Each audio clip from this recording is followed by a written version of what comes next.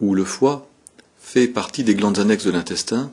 C'est la plus volumineuse, celle qui est située dans la partie haute de la cavité péritonéale, sous les coupoles diaphragmatiques, en grande partie sous l'hypocondre droit, mais aussi l'hypocondre gauche. C'est une glande qui a de nombreuses fonctions métaboliques, en particulier la sécrétion de la bile. Cette glande est malheureusement l'objet de nombreux phénomènes pathologiques, qu'ils soient d'origine toxique, virale ou tumorale. Les côlons. Les côlons constituent une partie du gros intestin, avec, pour terminer, le rectum. Les côlons sont une succession de segments digestifs qui forment un cadre irrégulier, mais qui fait pratiquement tout le périmètre de la cavité péritonéale. C'est une alternance entre des segments libres, sans adhérence péritonéale entre péritoine viscéral et péritoine pariétal, et des segments qui sont fixés par des accolements entre péritoine viscéral et péritoine pariétal postérieur. Ces différents côtés et segments, qui se succèdent les uns par rapport aux autres, sont constitués par le cæcum tout d'abord, cæcum qui est une zone de dilatation, un renflement, qui supporte l'appendice. Ces deux éléments sont mobiles. On a ensuite le côlon ascendant qui est fixé par l'accolement de Tolt droit, qui se termine par l'angle droit, c'est un angle légèrement aigu, qui va permettre au côlon transverse de marquer son origine, côlon transverse qui passe du bord droit de la cavité péritonéale à l'extrémité du bord gauche. Et ce côlon transverse se termine par l'angle gauche. Le côlon transverse est mobile, il n'y a pas d'accolement. L'angle gauche est plus haut situé que l'angle droit, il est également plus aigu, et il se poursuit par le côlon descendant qui est un segment fixe, maintenu par l'accolement de Tolt gauche. Le dernier côté du quadrilatère des côlons, c'est le côlon sigmoïde qui forme une anse, une boucle, au-dessus de la margelle du petit bassin, qui donc s'appuie sur le détroit supérieur, et qui forme un couvercle au-dessus de la cavité pelvienne. Le côlon sigmoïde se poursuit par le rectum qui appartient au métenthéron. Plusieurs éléments vont être caractéristiques pour reconnaître le gros intestin, le côlon, pendant une intervention chirurgicale. En effet, cette différence apparaît nettement sur les schémas ou sur une personne qui n'a pas de pathologie digestive, et par exemple en cas d'occlusion, avec une dilatation importante de l'intestin grêle et des côlons, il est parfois difficile de reconnaître par le diamètre et la couleur et de faire la différenciation entre intestin grêle et côlon. Les signes caractéristiques sont tout d'abord les bandelettes coliques qui correspondent à des épaississements de la couche musculaire longitudinale superficielle. Il y a 3 bandelettes. Ces bandelettes sont bien définies, bien marquées sur le côlon ascendant, le côlon transverse. Le côlon descendant est une zone où elle commence à se désorganiser, s'arboriser, pour devenir totalement anarchique sur le côlon sigmoïde. Nous verrons qu'il y a 3 bandelettes. Le deuxième élément caractéristique est représenté par les appendices épiploïques. Ce sont des franges graisseuses, recouvertes de péritoine, qui sont insérées sur les bandelettes. Les appendices épiploïques sont inexistants sur le côlon droit, peu nombreux sur le côlon transverse, et vont augmenter en nombre de façon considérable jusqu'au côlon sigmoïde. Enfin, le troisième critère morphologique, ce sont les saccules ou ostrations. Ce sont des zones de striction qui vont alterner avec les bosselures à la surface de l'intestin, zones de striction qui sont très marquées sur le côlon ascendant, qu'on voit encore nettement sur le côlon transverse, et qui vont progressivement disparaître au côlon sigmoïde. Les bandelettes qui donnent un critère morphologique de reconnaissance des côlons ont une distribution et une organisation différentes selon les segments. Le schéma en haut et à gauche, qui représente une coupe transversale du côlon droit, montre la présence des trois bandelettes. Une bandelette mésentérique, qui est au niveau de l'insertion du mésocôlon droit, une bandelette externe et une bandelette antérieure.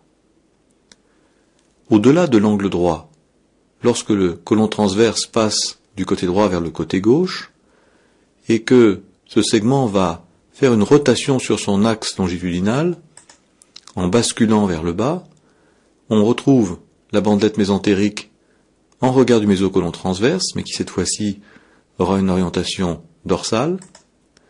La bandelette externe devient ventrale, et la bandelette antérieure devient caudale. Le tout est recouvert par le grand omentum. Sur une même coupe transversale du côlon gauche, on retombe dans la configuration du côlon droit, avec une bandelette mésentérique en regard de l'insertion du mésocôlon gauche, une bandelette externe qui est latérale, et une bandelette antérieure ou ventrale. Voici un schéma qui est encore une coupe transversale d'un segment côlique et qui détaille la distribution de la vascularisation artérielle de la paroi côlique. Le schéma montre le plan muqueux, le plan musculaire et le renforcement dû aux bandelettes côliques aux dépens de la couche musculaire externe. Le méso contient les vaisseaux artériels et veineux et amène les artères destinées au côlon. Ces artères se terminent sur une arcade bordante qui va produire des vaisseaux droits, donc sans anastomose les uns par rapport aux autres.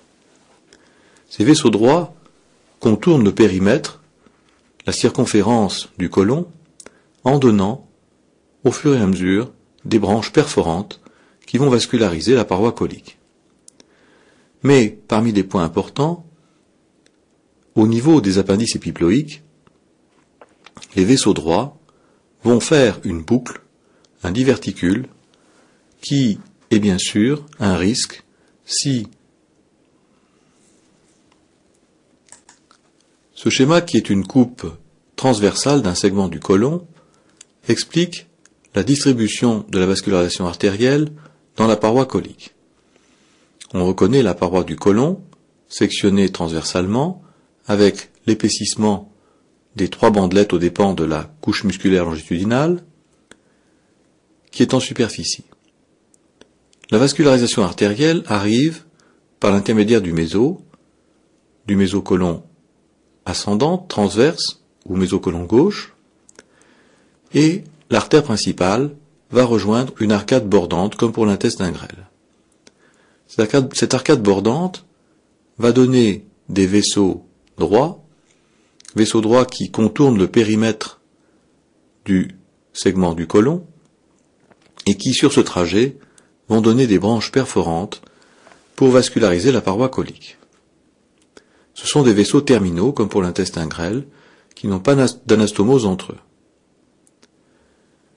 Ces vaisseaux droits vont, de façon tout à fait caractéristique, développer une boucle artérielle à l'intérieur des appendices épiploïques. Et s'il peut être tentant, en cas d'adhérence, en cas de difficulté de dissection, de sectionner un appendice épiploïque, eh bien il faut savoir que, dans ces conditions, on peut supprimer la vascularisation d'une partie distale du côlon.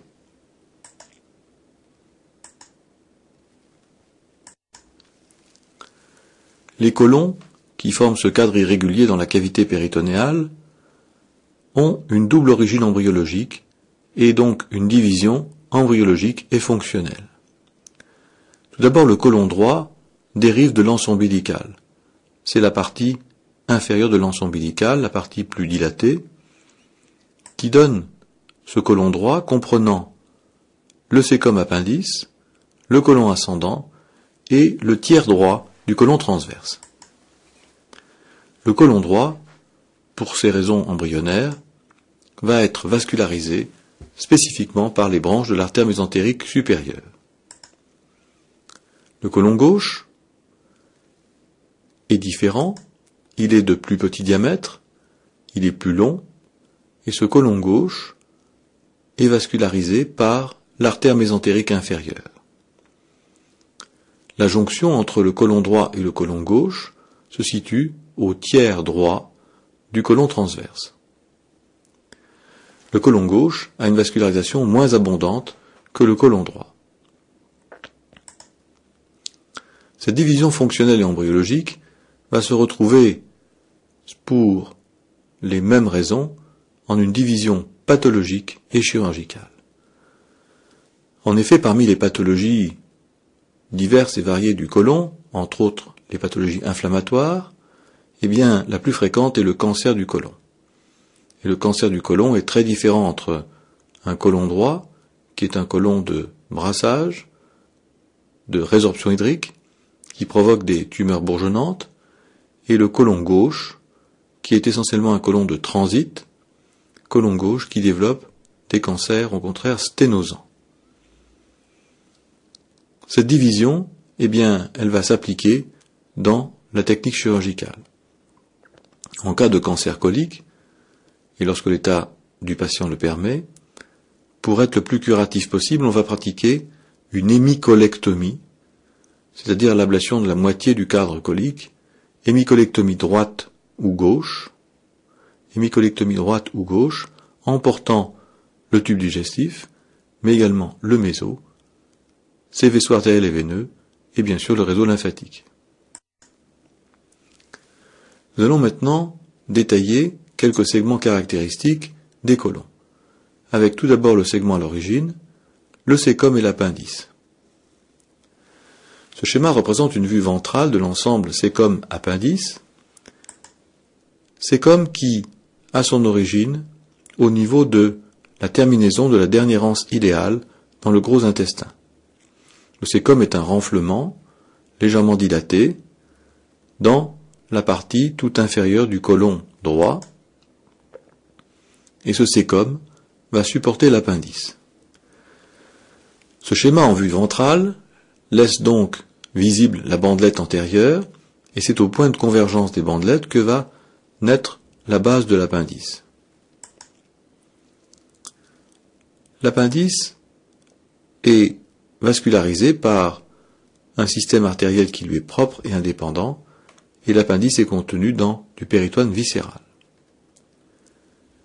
L'ensemble est recouvert donc de péritoine, et la vascularisation provient de l'artère mésentérique supérieure, en donnant l'artère colique inférieure droite, qu'on appelle plus volontiers l'artère iléo-biséco-appendiculo-colique. Ce terme est un peu long, mais il reprend toute la distribution terminale de l'artère colique inférieure droite. En effet, cette artère va se diviser en artère iléale, avec un trajet récurrent, en artère sécale, sécale antérieure, sécale postérieure, en artère appendiculaire, et en artère colique, qui va former là aussi une arcade bordante qui remonte jusqu'à l'angle droit. Les vaisseaux forment des reliefs sous le péritoine et sont généralement bien visibles sur une personne en absence de surcharge graisseuse ou un enfant. L'appendice ou appendice vermiculaire est un segment qui est borgne du tissu digestif. L'appendice mesure en moyenne 9 cm de longueur pour 9 mm de diamètre. C'est un segment tubulaire creux qui possède son propre méso et une vascularisation spécifique. Ceci est le même schéma que le précédent, mais sur une vue dorsale. L'iléon, la dernière anse iléale, arrive à hauteur du cécum et ça bouge directement dans la cavité cécale. Sur ce schéma, deux des bandelettes sont visibles, la bandelette latérale et la bandelette mésentérique. Ces deux bandelettes vont se rejoindre et former la base, l'origine de l'appendice. On comprend mieux sur ce schéma l'origine du mésoappendice, qui est rétro-iléal, avec 2 feuillets de péritoine viscéral, qui recouvrent l'appendice et qui permet le trajet et le transit de sa vascularisation par une artère appendiculaire. Ce schéma, comme le précédent, représente l'artère iléo-biséco-appendiculo-colique avec ses 5 branches.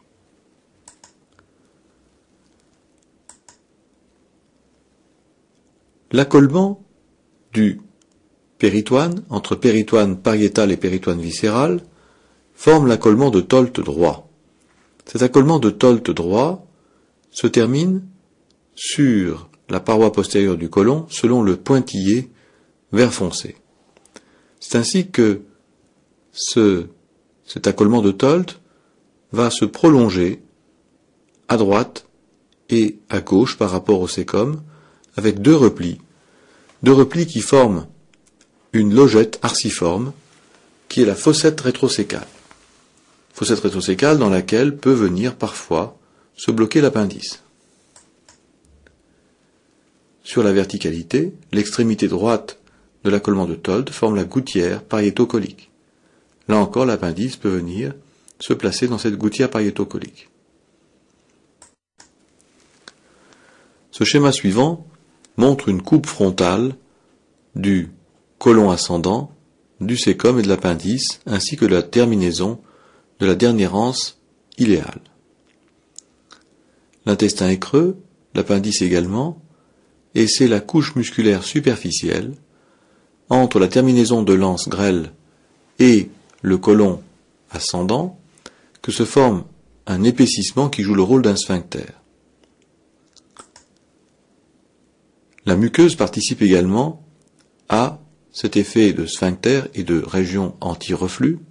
Elle est représentée en bas et à droite. C'est la valvule iléocécale de Bowen, avec 2 lèvres, une lèvre supérieure et une lèvre inférieure, qui sont étirées par des freins et qui laissent passer le bol alimentaire de l'iléon vers le sécom, mais pas l'inverse. La zone de l'appendice, avec son insertion au point de jonction des bandelettes, possède également un sphincter, le sphincter de Gerlach, qui en réalité est peu efficace. Cette région de la jonction iléocécale, associée à l'appendice étant un segment riche en tissu lymphatique, est fréquemment le siège de réactions inflammatoires ou infectieuses. Et cet appendice, qui est au point de convergence des bandelettes, riche en tissu lymphatique, peut provoquer des inflammations notables. Les variations sont nombreuses et doivent être connues du chirurgien compte tenu de la fréquence de l'ablation de l'appendice. Le schéma en haut et à gauche représente une situation normale avec une plicature sécale. Le schéma en bas et à droite montre un type infantile, un peu en entonnoir. Il n'y a pas de plicature, il y a une continuité entre le contenu colique et la lumière, la cavité de l'appendice. Cette région de l'ensemble du sécom et de l'appendice est très souvent concernée par la pathologie. En effet, l'inflammation de l'appendice, l'appendicite, qui peut évoluer vers une forme infectieuse, est très fréquente dans la population. La topographie de l'ensemble sécom-appendice est variable. En effet, précédemment, nous avons vu l'appendice en position iliaque, la situation la plus fréquente. Mais les variations, les 3 principales, sont les suivantes. Tout d'abord, sur le schéma en haut et à gauche, l'appendice en position mésocéliaque. C'est-à-dire que l'appendice est orienté vers l'ombilic en direction crâniale et médiale et non pas en direction iliaque. La deuxième variation, c'est l'appendice latérocécal. Ce schéma, au centre, comme le précédent, sont vus de face. L'appendice latérocécal va se loger dans la gouttière pariétocolique, donc sur une partie postérolatérale par rapport au sécom. Une appendicite, dans ce cas-là, donne des signes différents et spécifiques par rapport à un appendice en position iliaque. La troisième variation la plus fréquente, c'est l'appendice rétrocécal. Ce dernier schéma, en bas et à droite, est une vue de profil. Lorsque l'appendice est rétrocécal, il est en fait enclavé dans la fossette rétrocécale et il va provoquer, lors d'une inflammation, lors d'une appendicite, une expression particulièrement sur le muscle psoas. Chacune de ces variations anatomiques doit être connue pour pouvoir dépister les différentes formes cliniques lors des appendicites. On vient de voir les variations sur le précédent schéma de position, variations de rapport entre les parois et l'intestin de l'appendice, mais il y a également des variations de position. Parce que cet ensemble, sécom et appendice, ont une même origine embryologique, avec des périodes extrêmement intenses dans l'organogénèse. En situation normale, l'appendice se projette au point de McBurney. Le point de McBurney, c'est l'origine de l'appendice, sa base, qui est située à mi-distance entre l'épine antéro-supérieure droite et l'ombilic. Quant au point de Lance, le point de Lance, qui représente l'extrémité de l'appendice, est situé sur la ligne bi-iliaque au tiers droit de cette ligne horizontale. Enfin, la position de l'ensemble sécom appendice dépend de l'amplitude de rotation de l'anse ombilicale. Dans 70% des cas, l'ensemble sécom appendice est en position iliaque, c'est-à-dire que la base de l'appendice se projette au point de McBurney. Dans 25% des cas, l'appendice et le sécom sont en position pelvienne. La rotation de l'anse ombilicale a été un peu trop importante et l'ensemble du tube digestif descend un peu bas dans le pelvis. La dernière variation topographique, c'est un appendice sous-costal, qui représente 5% des cas, mais qui est situé largement au-dessus de l'ombilic, et qui demande une certaine finesse diagnostique lorsqu'il y a une appendicite. Le schéma suivant représente l'angle colique droit. Angle colique droit, qui est la jonction entre le côlon ascendant et le côlon transverse. Cette zone est caractéristique, elle est normalement masquée en grande partie par la glande hépatique et son bord antérieur. L'angle colique droit se projette au niveau de la 10e côte, K10. Et à ce niveau, le gros intestin fait un mouvement de rotation sur lui-même, avec la bandelette externe qui devient une bandelette antérieure.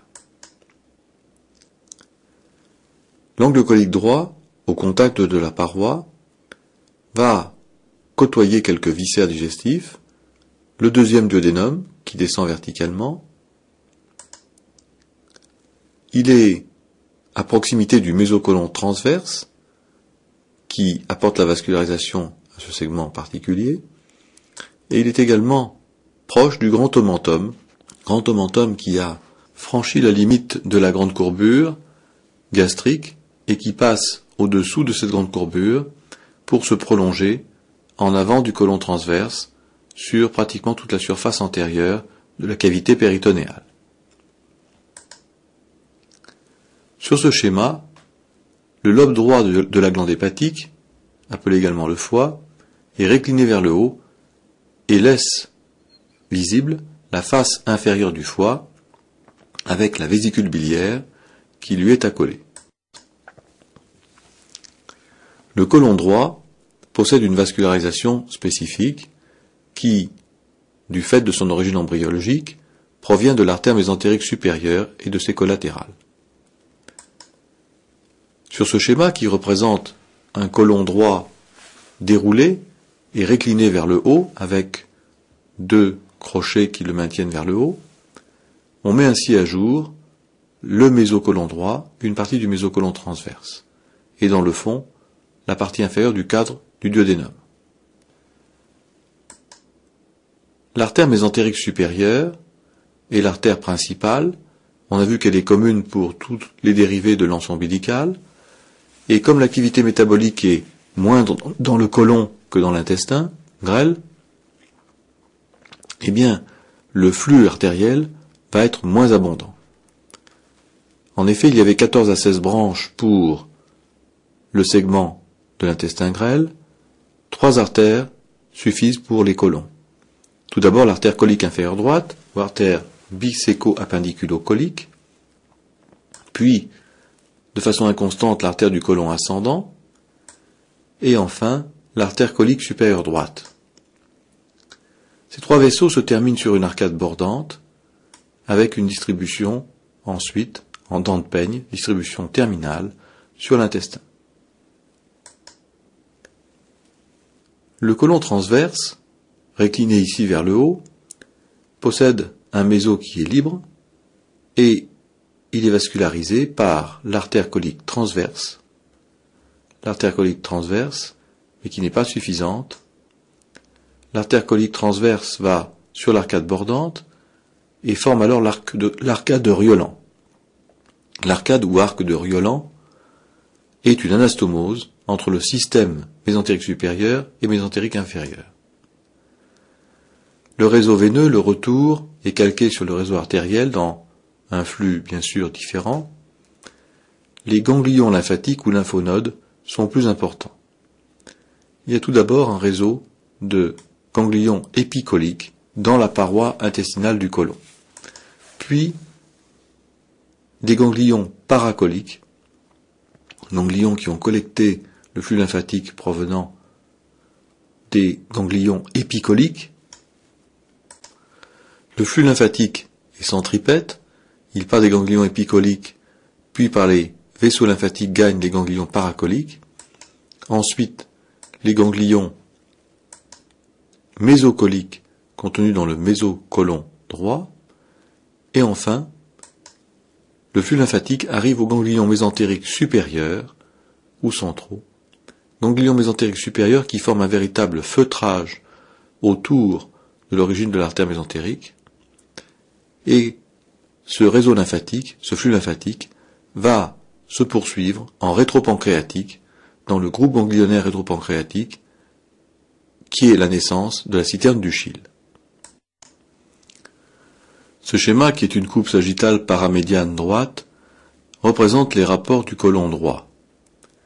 Le côlon droit est court en dimension, il mesure une dizaine de centimètres de hauteur, il est recouvert de péritoine viscérale, et il est maintenu par un accolement, l'accolement de Tolt droit, entre péritoine viscérale et péritoine pariétale.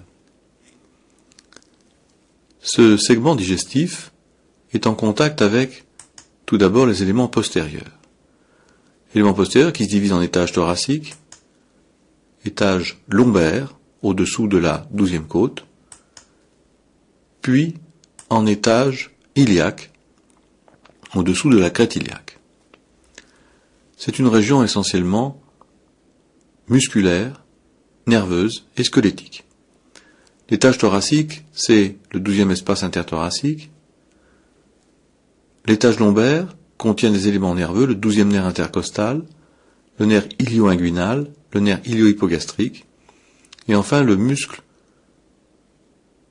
carré des lombes. Ce muscle carré des lombes est un rideau musculaire qui ferme la paroi postérieure au niveau du tronc. Le péritoine viscéral forme une ligne de réflexion avec le péritoine pariétal. C'est l'endroit où le viscéral devient pariétal et inversement. C'est un récessus entre le rein et la glande hépatique qui s'appelle la fossette de Morrison. Fossette de Morrison bien visible sur une échographie et qui est invisible lorsqu'elle est comblée par une collection purulente entre autres. Cette face dorsale, complétée par une face ventrale, plus simple puisque c'est la face inférieure de la glande hépatique qui vient recouvrir le côlon droit. La glande hépatique à ce niveau occupe sa face inférieure par la présence de la vésicule biliaire qui peut venir au contact du côlon et en cas d'inflammation chronique, à cause de calculs par exemple, provoquer une fistule entre la vésicule et le côlon droit. La partie antérieure va être occupée par des anses grêles qui ne sont pas représentées, et au-delà, par les muscles larges de l'abdomen, transverses, petit et grand oblique, et enfin oblique externe. Ce schéma représente l'angle gauche du côlon et son environnement. Angle gauche entre le côlon transverse et le côlon descendant, c'est généralement un angle aigu. L'angle gauche est différent de l'angle droit du fait qu'il est plus haut situé, il est plus dorsal et dans un plan antéro-postérieur, et enfin c'est toujours un angle aigu, parfois très faible. En moyenne sur les personnes, il fait un angle de 40 degrés. Cet angle gauche est solidement maintenu contre la paroi latérale ou latéro-postérieure de l'abdomen, avec un ligament phrénico-colique gauche, qui n'est pas un ligament au sens réel du terme.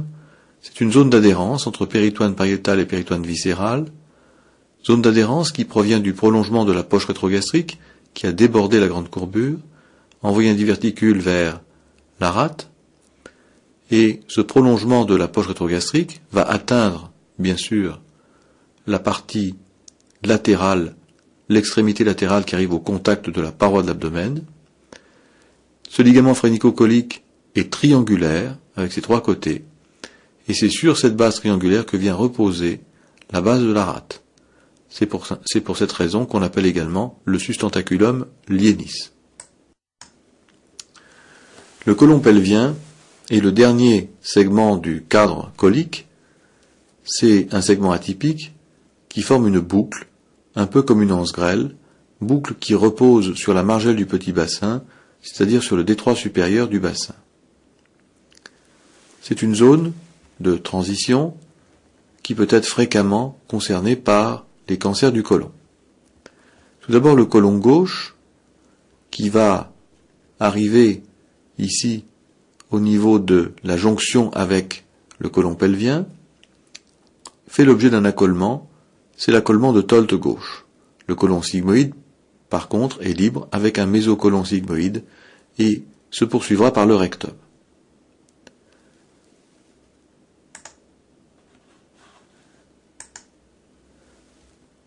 Le mésocôlon pelvien présente deux points de fixation. Tout d'abord la racine primitive. La racine primitive qui n'est autre que la terminaison d'insertion verticale du mésentère commun qui intéressait l'anse ombilicale. Cette racine primitive, on le verra, a une forme très particulière. La fixation est assurée sur l'autre versant par la racine secondaire qui suit le détroit supérieur et qui n'est autre que l'extrémité caudale inférieure de l'accolement de Tolt gauche. Dans cet espace entre racine primitive et racine secondaire passent des éléments vasculaires et urinaires. Tout d'abord, l'artère iliaque gauche, artère commune qui se divise en artère hypogastrique et iliaque externe. Elle est accompagnée par le réseau de la veine iliaque gauche, et enfin, c'est l'urtère gauche,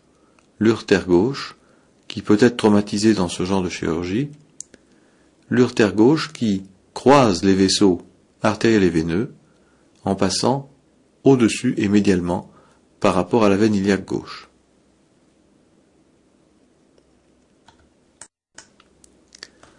La vascularisation du côlon gauche est plus modeste que celle du côlon droit, avec des flux artériels moins abondants.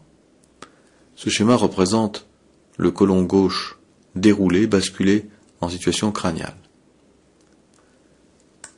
Tout d'abord, la vascularisation artérielle provient de l'artère mésentérique inférieure, artère qui naît au-dessous de l'artère mésentérique supérieure, qui est plus grêle. Cette artère donne quelques collatérales, qui sont tout d'abord l'artère colique supérieure gauche, qui va se distribuer jusqu'à l'angle gauche, et qui va donner une anastomose, l'arc de Riolan, avec l'artère mésentérique supérieure. Elle donne ensuite l'artère colique inférieure gauche, qui va très vite se diviser en trois branches, l'artère sigmoïdienne supérieure, moyenne et inférieure. Enfin, dans la direction initiale de l'artère mésentérique inférieure, il y a une branche toute terminale qui va sur la face dorsale du rectum. Là encore, comme pour les précédents segments digestifs, on a une artère pour une veine. Les artères se terminent sur l'arcade bordante qui suit tout le bord mésentérique de ce côlon gauche. Le retour veineux, une artère pour une veine, n'est pas calqué sur le plan géométrique par rapport au réseau artériel.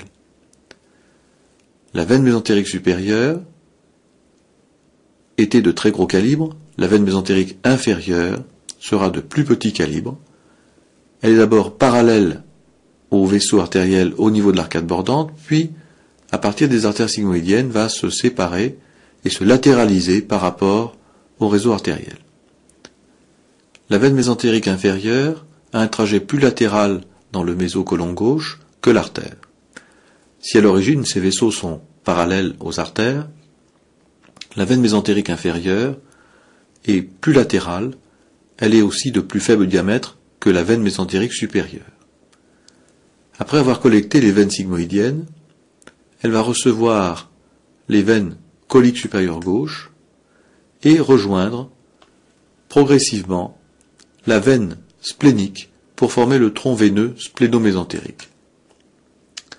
Le réseau lymphatique sur le côlon gauche est abondant, avec tout d'abord un réseau de ganglions épicoliques qui sont situés dans la paroi intestinale. Par les fins vaisseaux lymphatiques, le flux lymphatique va se poursuivre pour faire un relais dans les ganglions paracoliques. Ces ganglions paracoliques sont à hauteur de l'arcade bordante. Le flux lymphatique est centripète. Il va ensuite rejoindre le groupe intermédiaire autour de l'origine des veines sigmoïdiennes pour se terminer dans le groupe central autour de l'artère mésentérique inférieure, beaucoup moins abondant que le groupe équivalent pour l'artère mésentérique supérieure. Le flux, comme celui qui provient de l'artère, passe en arrière du duodénum et va rejoindre la citerne du chyle, dans le groupe rétropancréatique. Ce schéma représente les rapports viscéraux et pariétaux du côlon gauche.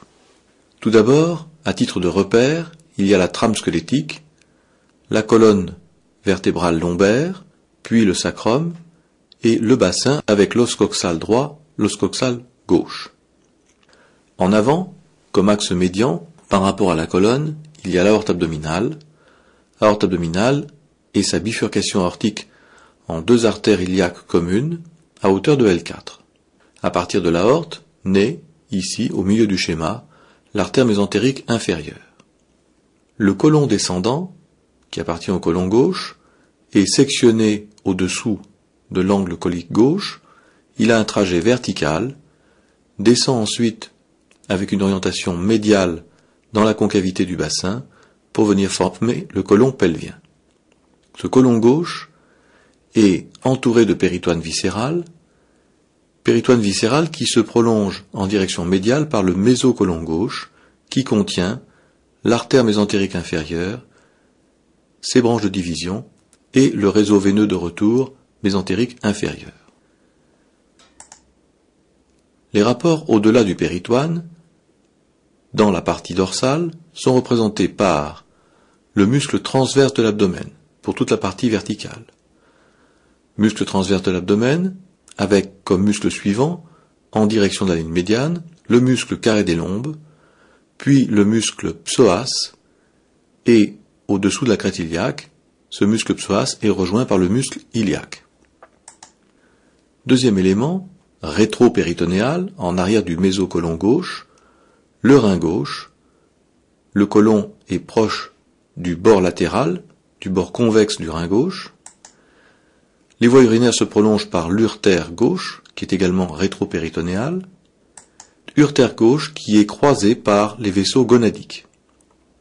Ces vaisseaux gonadiques, artère et veine, seule l'artère est représentée sur le schéma, avec un trajet festonné, contourné, qui croise l'urtère. Les vaisseaux mésentériques inférieurs comprennent la veine, qui est plus latérale que l'artère, dans le mésocolon, puis l'artère avec sa collatérale qui est la colique supérieure gauche, et l'artère destinée au sigmoïde. Les branches de division ne sont pas représentées. Au-dessous de la crête iliaque, le muscle psoas iliaque est en fait le résultat de la jonction entre le muscle psoas et le muscle iliaque, et tous les deux passent sous le ligament inguinal qui est représenté par le trait oblique vert.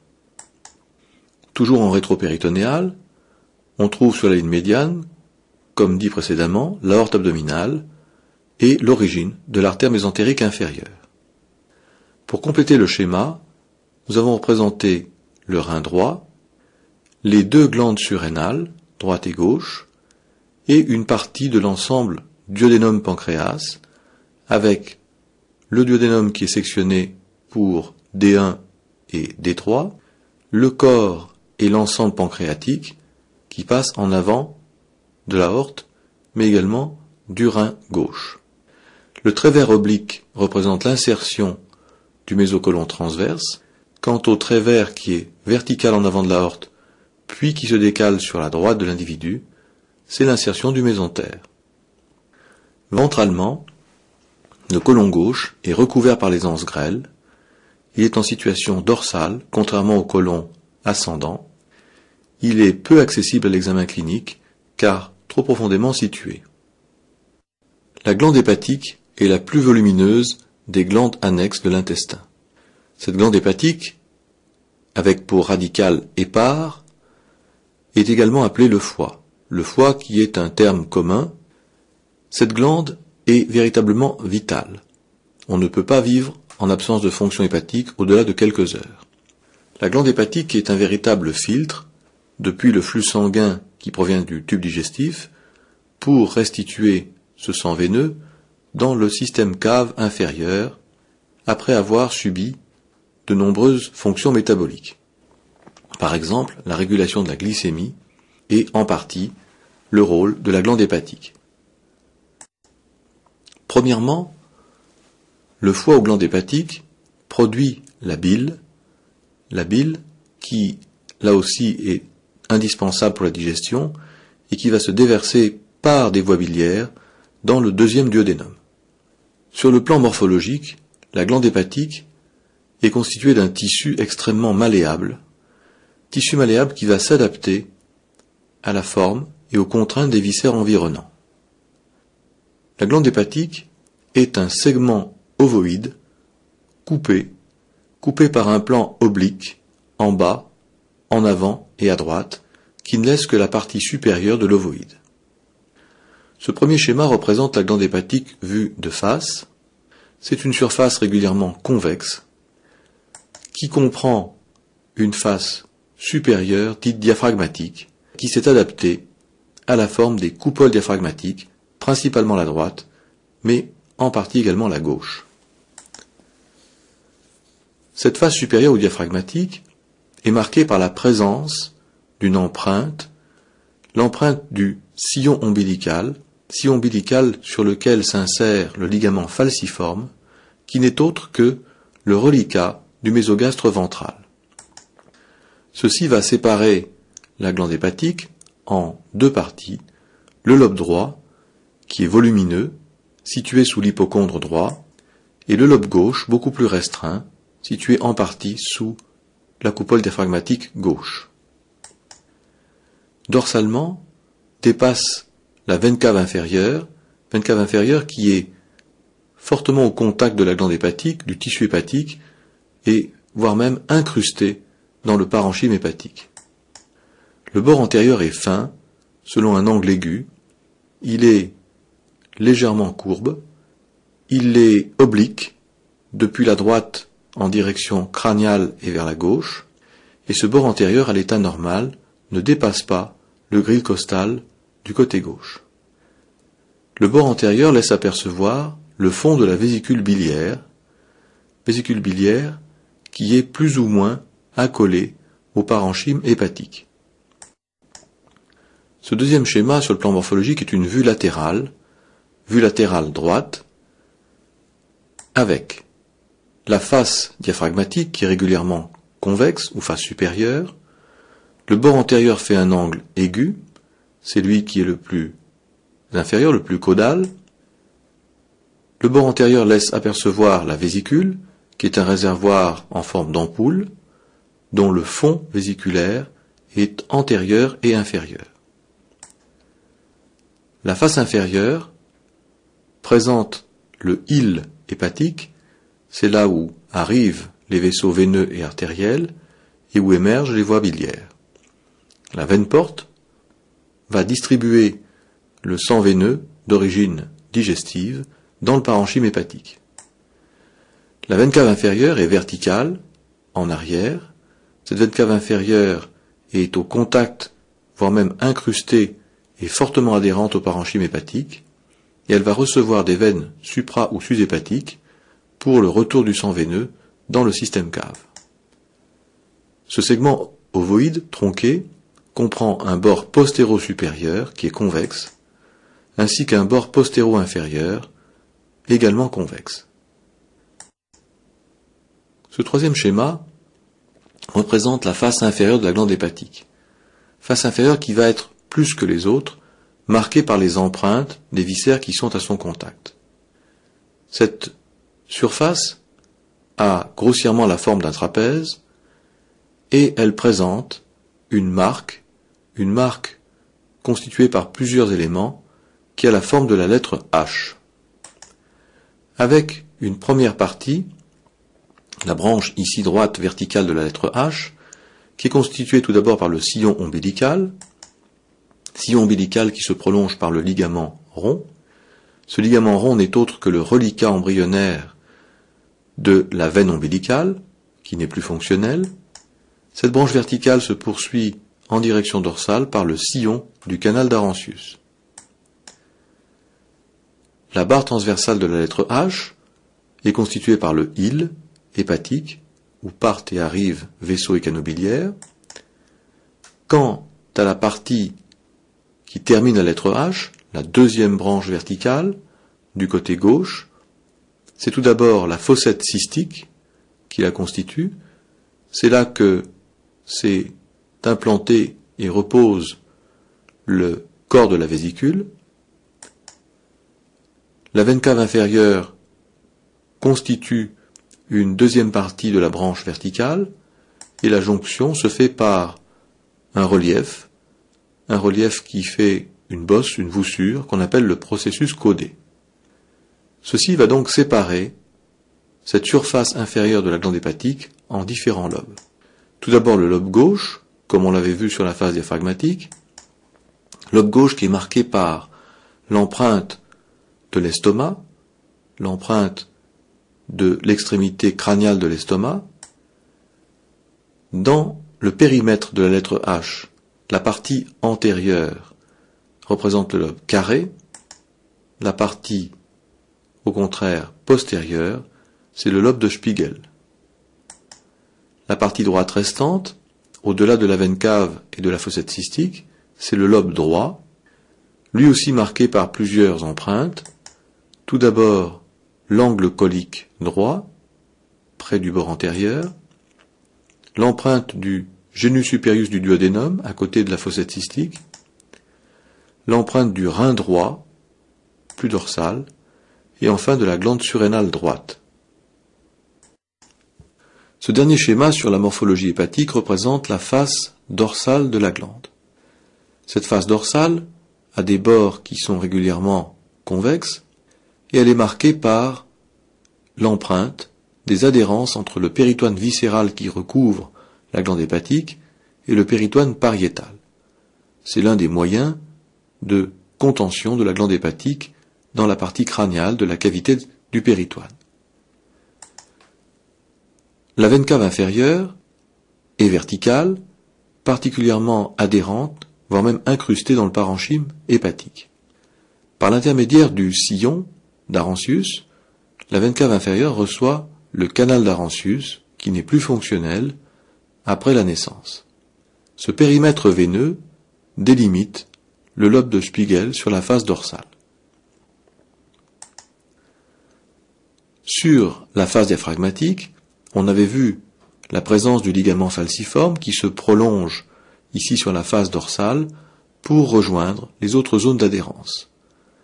Ce ligament falciforme est en fait le reliquat du mésogastre ventral dans lequel s'était développée la glande hépatique. Les zones d'adhérence sont variables en surface en fonction du volume de la glande hépatique correspondant. Le ligament triangulaire droit, avec une forme typiquement triangulaire, le sommet étant sur la droite, est une vaste zone d'adhérence entre péritoine viscéral de la glande hépatique et le péritoine pariétal postérieur.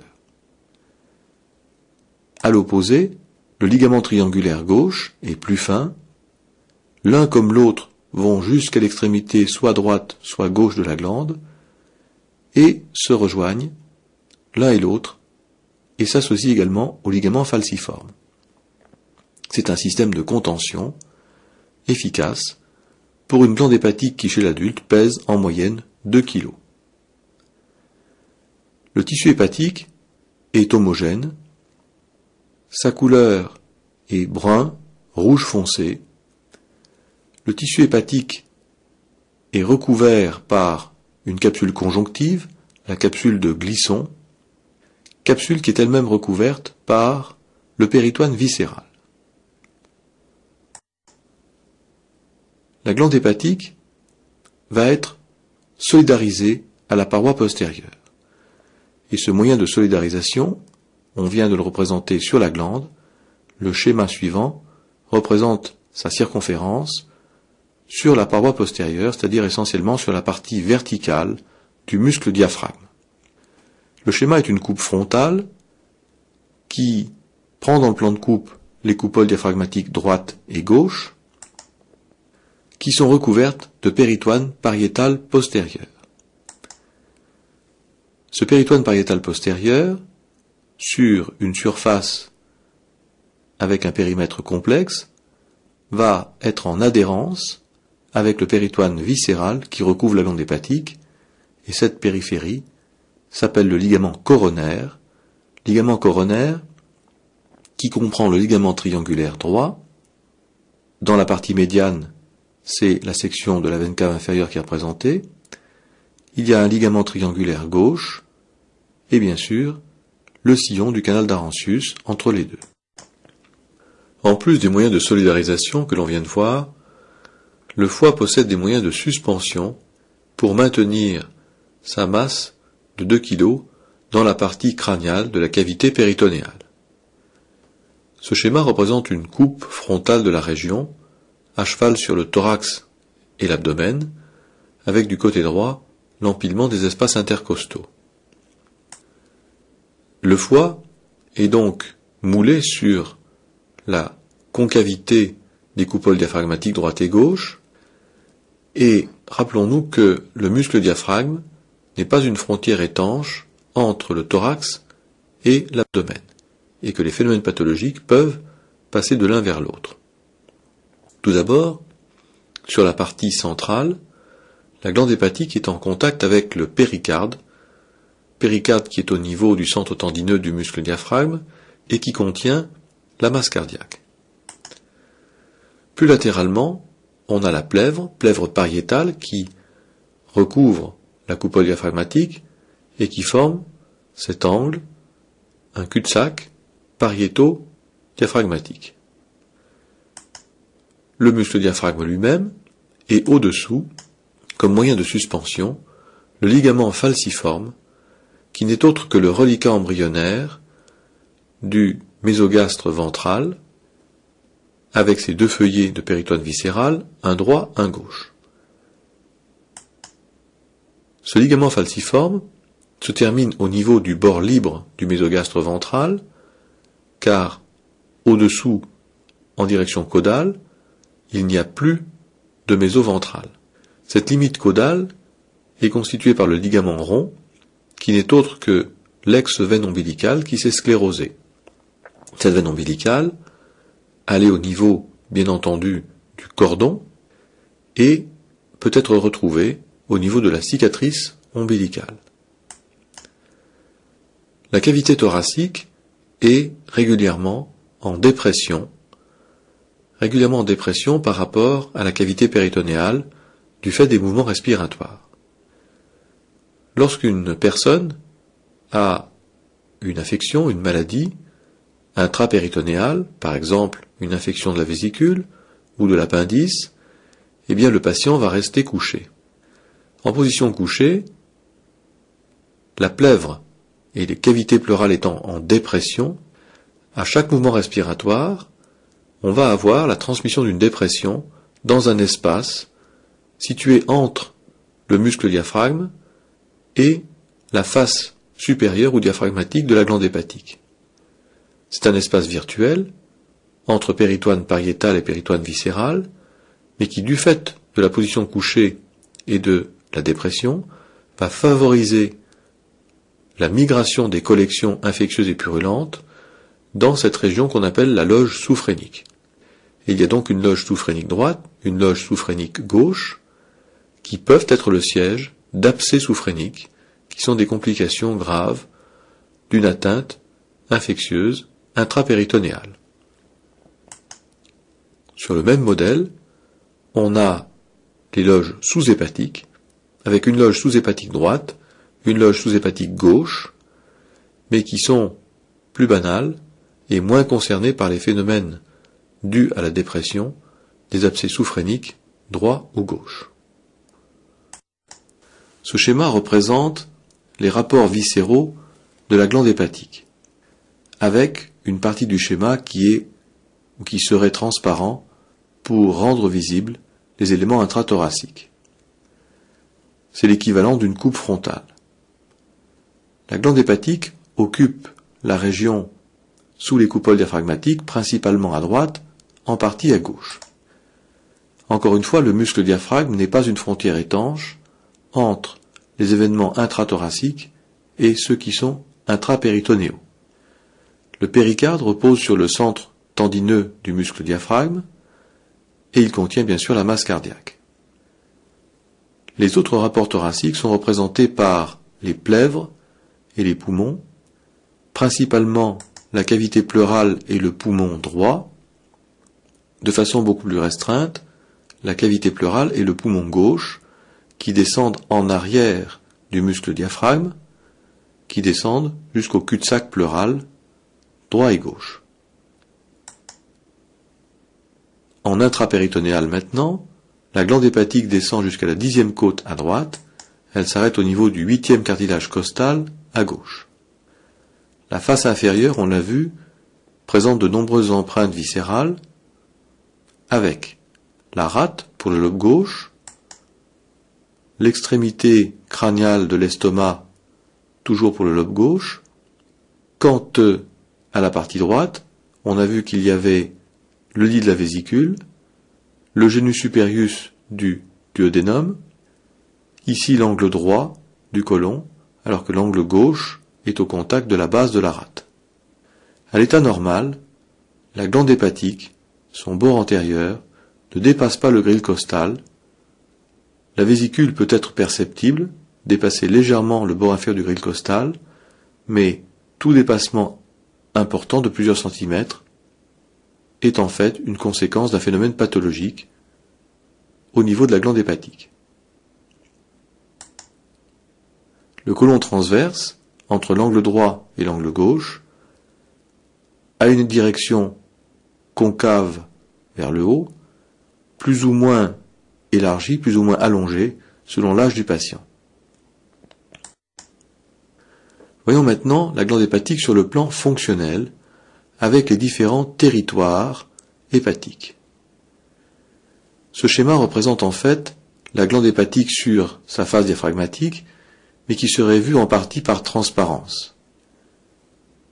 En effet, la segmentation de la glande hépatique, qui est un peu équivalente à la segmentation du poumon, est bâtie sur l'architecture vasculaire et biliaire, avec ici, ce qui serait vu par transparence, l'architecture des veines suprahépatiques. La segmentation de la glande hépatique est donc ainsi constituée.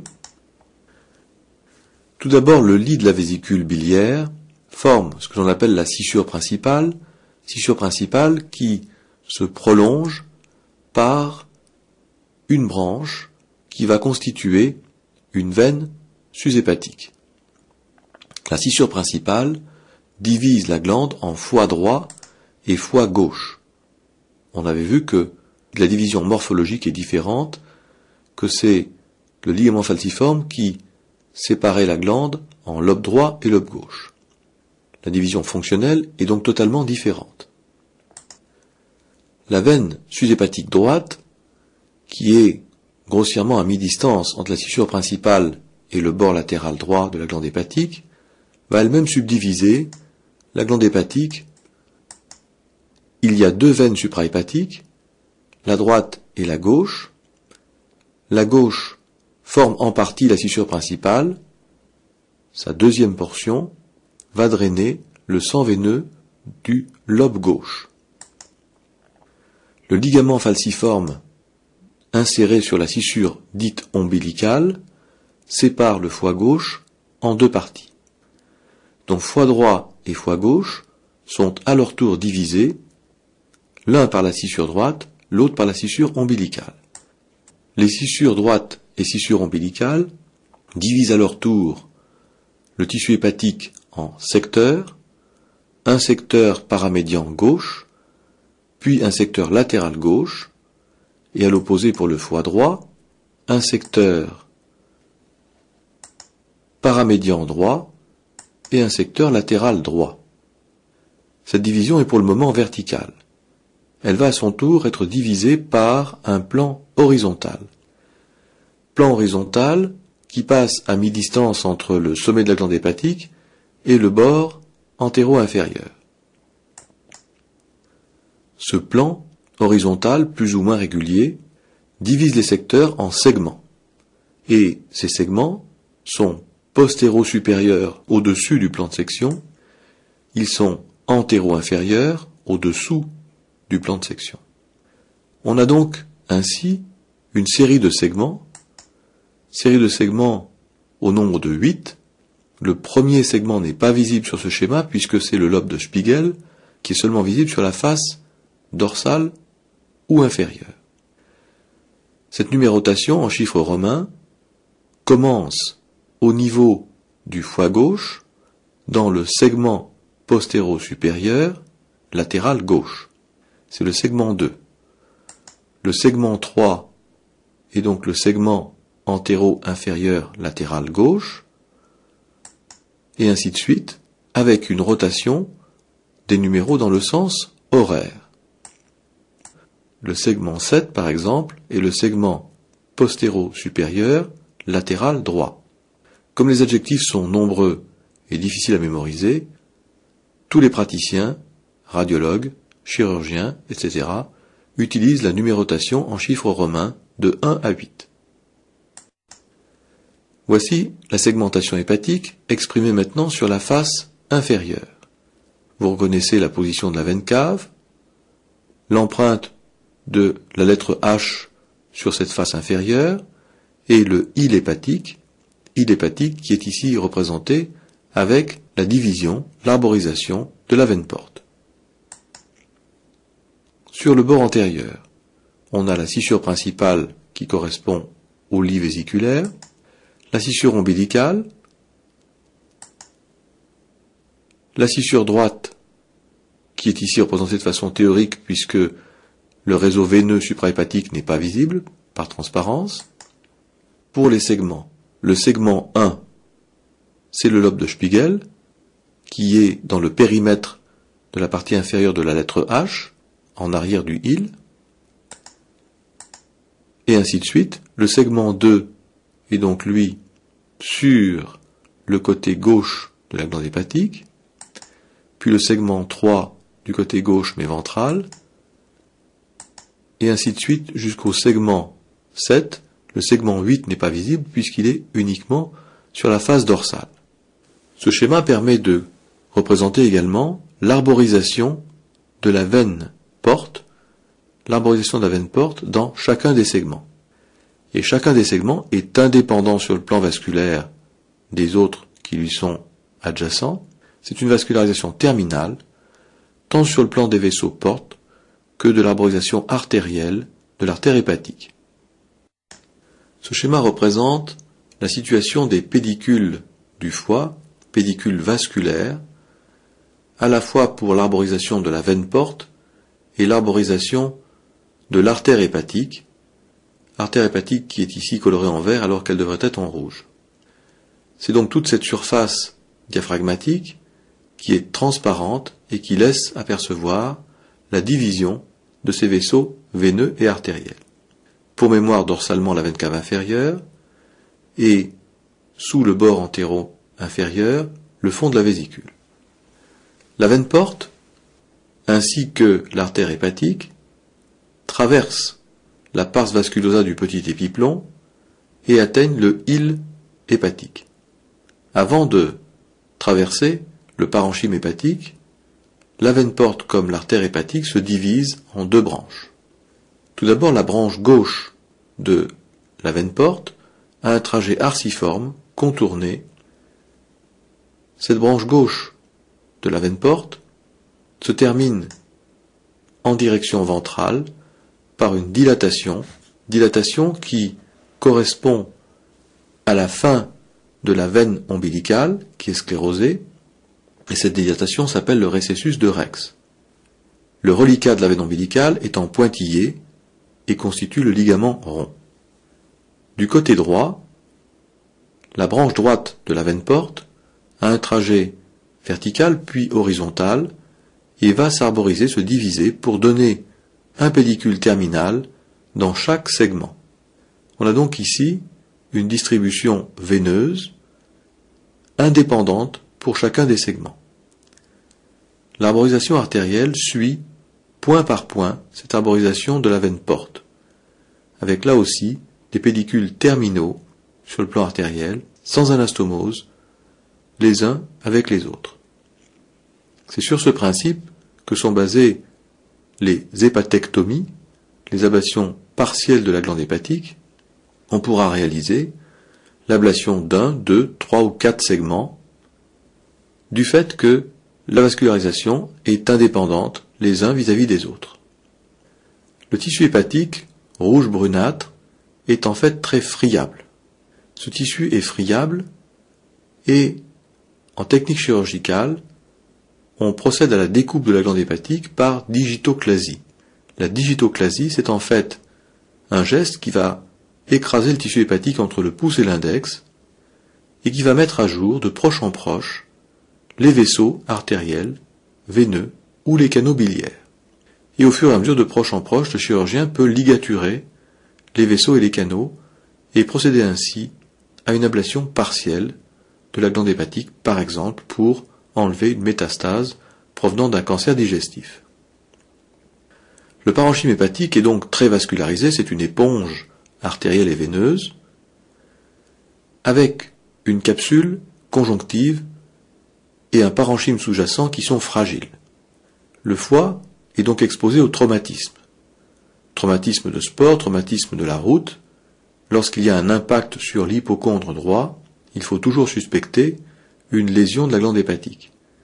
Et il se produit de façon assez fréquente ce que l'on appelle des fractures de la glande hépatique, fractures de la capsule, qui se prolongent par un déchirement du tissu hépatique, qui va intéresser également les vaisseaux, artères et veines, avec des hémorragies intrapéritonéales qui peuvent être très difficiles à contrôler. La glande hépatique s'adapte à la morphologie des viscères environnants, c'est un tissu malléable, mais qui a la propriété extrêmement intéressante de la régénération. Si pour une raison pathologique, on doit pratiquer l'ablation d'une grande partie de la glande hépatique, d'un fort pourcentage, par exemple 80% de la glande hépatique, eh bien, non pas sur le plan morphologique, parce que la régénération de la glande hépatique ne va pas restituer la forme initiale, mais sur le plan volumétrique et fonctionnel, en quelques semaines, le reliquat qu'on a laissé, qui était indemne, va prendre, par sa croissance, un volume équivalent à la glande hépatique qui existait antérieurement.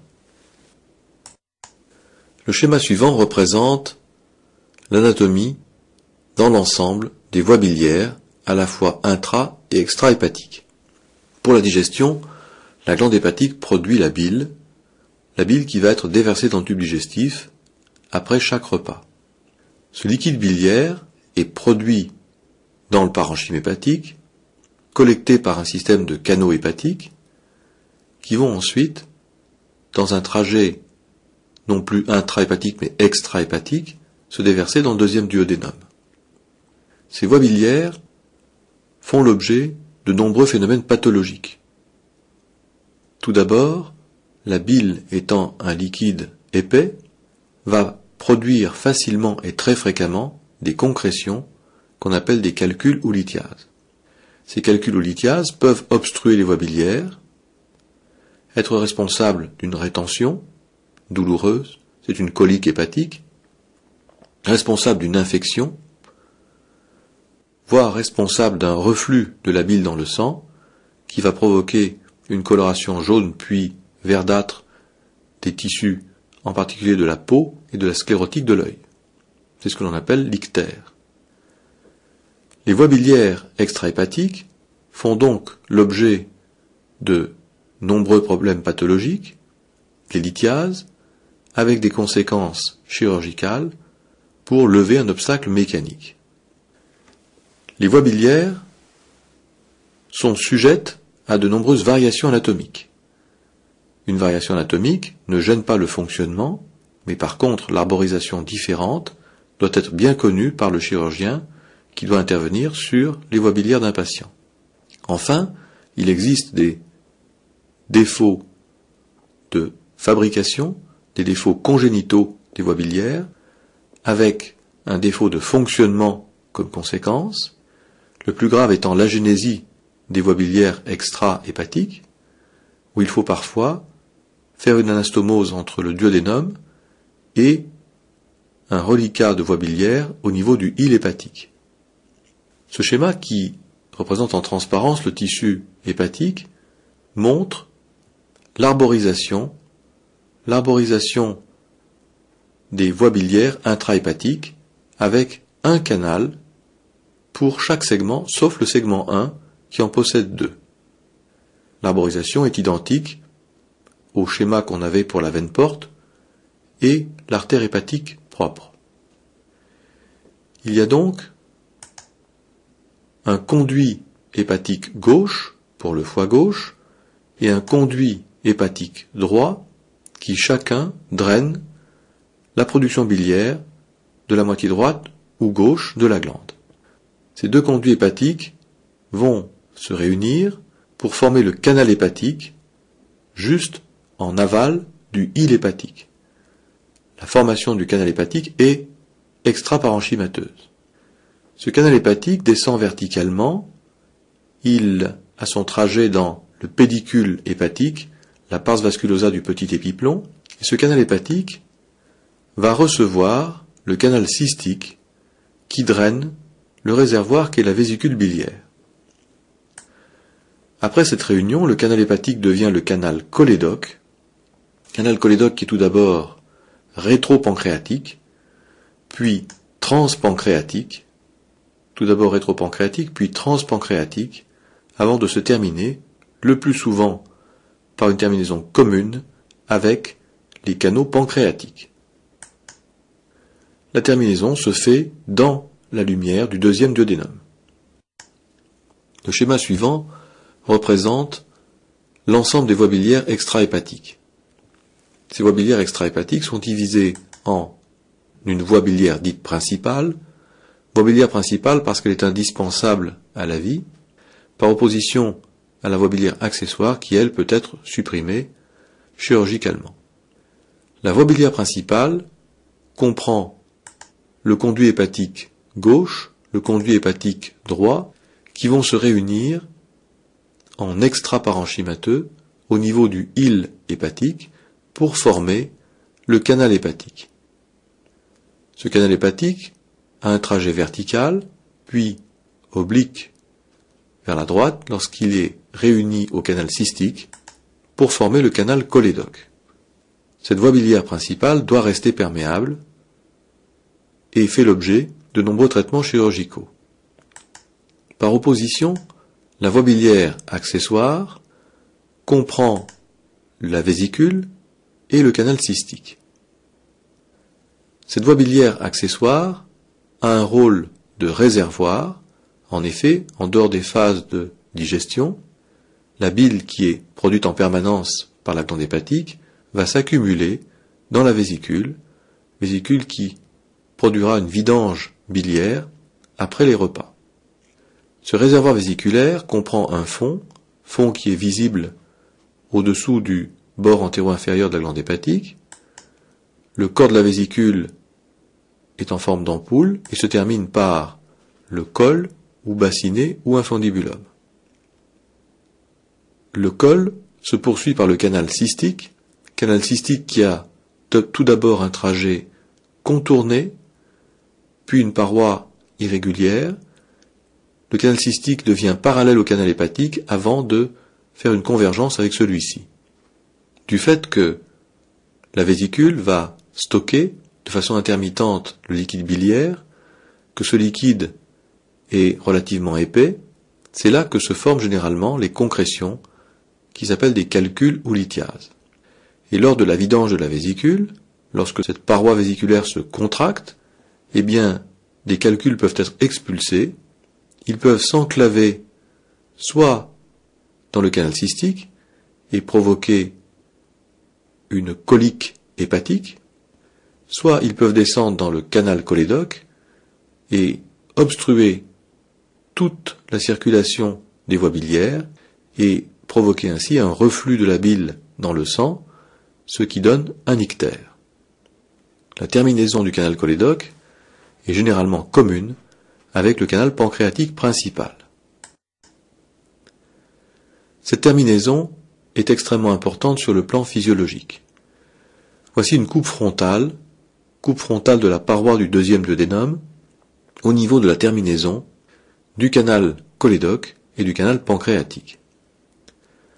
En rose est représentée la muqueuse du duodénum, puis sur la droite la paroi musculaire, et la couche musculaire interne fait l'objet d'une différenciation sous forme d'un sphincter. Tout d'abord le canal cholédoque. Ce canal cholédoque va venir en direction du deuxième duodénum et se rapprocher du canal pancréatique. Canal pancréatique pour drainer les sécrétions exocrines du pancréas.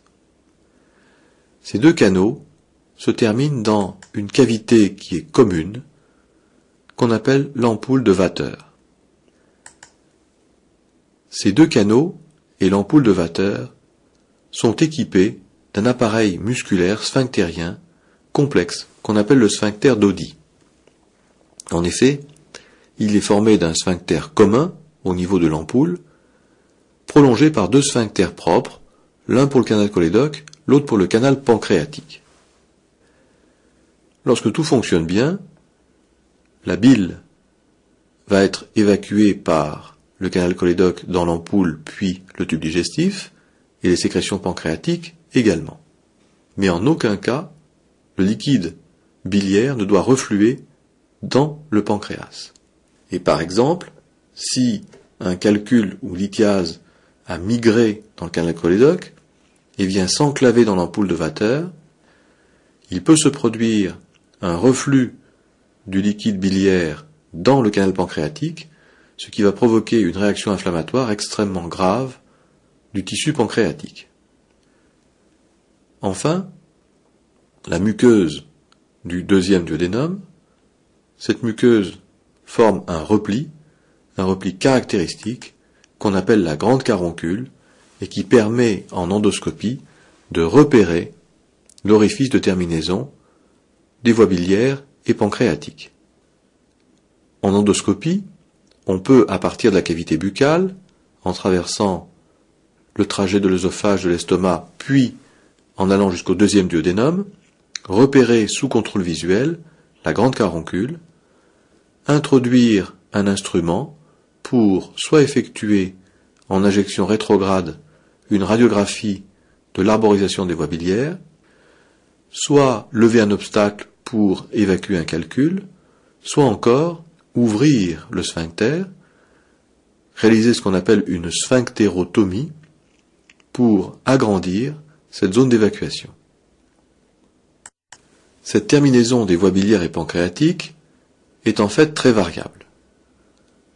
Dans 54% de la population, la terminaison est bâtie sur le schéma que l'on vient de représenter, avec une terminaison commune sur une ampoule de Vater. Pour la population restante, on a plusieurs possibilités. Selon le schéma qui est en bas et à gauche, une terminaison commune sur un canal et non plus une dilatation en ampoule. Sur le schéma en haut et à droite, les deux canaux qui se terminent parallèlement mais sans canal ni ampoule. Et en bas et à droite, les canaux qui sont indépendants l'un de l'autre, à distance, sans canal commun, sans ampoule non plus. Toutes ces terminaisons peuvent être bien sûr étudiées par les moyens d'imagerie. Ce schéma représente la totalité des voies biliaires extra-hépatiques associées à l'environnement vasculaire ou viscéral. C'est l'ensemble de ces éléments qui sont côtoyés et rencontrés par le chirurgien qui intervient sur les voies biliaires. Premièrement, le tronc cœliaque est ici sectionné dès son émergence de l'aorte, avec deux de ses vaisseaux, artère coronaire stomachique, artère splénique, et surtout l'artère hépatique commune, qui se dirige du côté droit et qui va donner comme première collatérale l'artère gastro-duodénale, qui passe en arrière du premier duodénum pour vasculariser l'ensemble du duodénum pancréas ou la grande courbure de l'estomac. Après cette division, l'artère hépatique commune devient l'artère hépatique propre et elle va donner sur son trajet l'artère pylorique destinée à la petite courbure de l'estomac. Elle se termine par une division en artère hépatique droite, artère hépatique gauche pour les deux moitiés fonctionnelles de la glande hépatique. Au cours de son trajet, elle va donner tout d'abord une artère pancréatico-duodénale postérieure et supérieure. Puis, toujours comme collatérale, une artère cystique longue qui croise la voie biliaire principale, qui est destinée à la vésicule, et le dernier élément artériel est une artère cystique courte, qui naît généralement de l'artère hépatique droite, et qui vascularise la vésicule à partir de l'infundibulum. L'élément le plus dorsal, c'est la veine porte. La veine porte, qui est verticale, oblique en haut et à droite, et qui donne ces deux branches de division avant de traverser le parenchyme hépatique.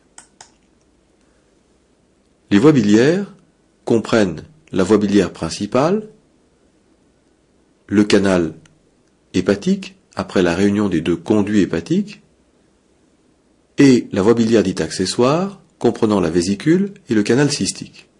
L'intervention la plus fréquente est l'ablation de la vésicule, qui fait l'objet d'une inflammation ou infection, et il faut repérer les différents constituants. Le schéma semble relativement clair, alors que sur un patient qui a eu plusieurs épisodes inflammatoires ou infectieux, eh bien, les canaux et artères sont beaucoup plus difficiles à différencier. C'est ainsi que le triangle de Callot, qui comprend comme côté l'artère cystique courte, le canal hépatique et le canal cystique, permet de repérer le lieu de ligature de l'artère cystique et du canal cystique. Le deuxième élément de repérage, c'est le triangle interportocholédocien, avec un côté formé par la veine porte, un autre par le bord supérieur du premier duodénum, le troisième par le canal hépatique. C'est dans ce triangle interportocholédocien que se trouve l'artère cystique longue, qui là aussi doit faire l'objet d'une ligature. On peut se résumer en disant que dans le pédicule hépatique, l'élément le plus dorsal, c'est la veine porte, puis, plus en avant l'artère hépatique et ses branches collatérales puis terminales, et enfin dans un plan encore plus ventral mais décalé vers la droite, la voie biliaire principale et encore au-delà la voie biliaire accessoire. La voie biliaire principale a ensuite un trajet rétro-duodéno-pancréatique puis transpancréatique avant de se terminer dans le deuxième duodénum.